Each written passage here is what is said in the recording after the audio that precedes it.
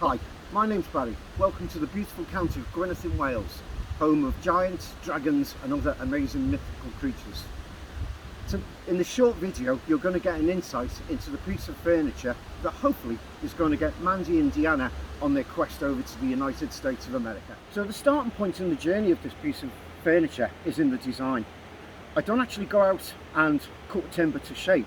I actually go out and find timber that is going to fit exactly what I'm looking for, that makes your piece of furniture so custom designed. All the wood in your piece of furniture is sourced from local woodland. It's picked from areas that aren't going to damage the ecosystem, that isn't going to destroy any sort of habitat. The weather here over the last 2 days hasn't been too bad. Unfortunately, been able to pick up this little piece of oak. It's called bone oak because it hasn't touched the ground, it dries in the air, and it's called bone oak because it's absolutely solid. This stuff will last for years and years and years. So this piece that I've got here is probably going to form a cross piece on one of the bottom legs, which you're going to get to see in a short bit. The next stage, now having got the wood, is to take it back and clean it up. So here we are back at the workshop. It's now been a couple of weeks that I've been scrounging around the various sort of forests and woodland to get the pieces of wood together. And they've now been cleaned, and believe it or not, this is what will be the chair that you're actually buying.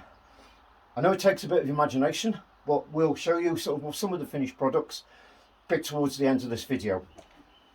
Now when you actually look at the wood when we get it, you probably think it looks really dirty. How on earth can that actually be a nice piece of furniture? The skill is when it comes to cleaning it up. Because what we don't want to do is clean it up so perfectly that it just looks like a piece of wood that you've bought out of a builder's merchant. What we want to do is work at it so that we keep some of the character and integrity of the wood that is going to give you that unique finish that makes it that sort of throne that is a one-off piece. The next stage, once we've sort of cleaned it up, is to actually put it together. So when I put the furniture together, I don't actually use any screws, any nails, nothing that's unnatural. It's all 100% made from wood. And what I use is a small piece of oak dowel that's called a peg, and it's a technique that's been used for hundreds of years and is probably one of the most solid methods of building furniture and even buildings that you can have today. It's a very simple process, but basically I just drill through that piece of wood into the piece of wood that's underneath, add a small piece of glue, and then hammer it in.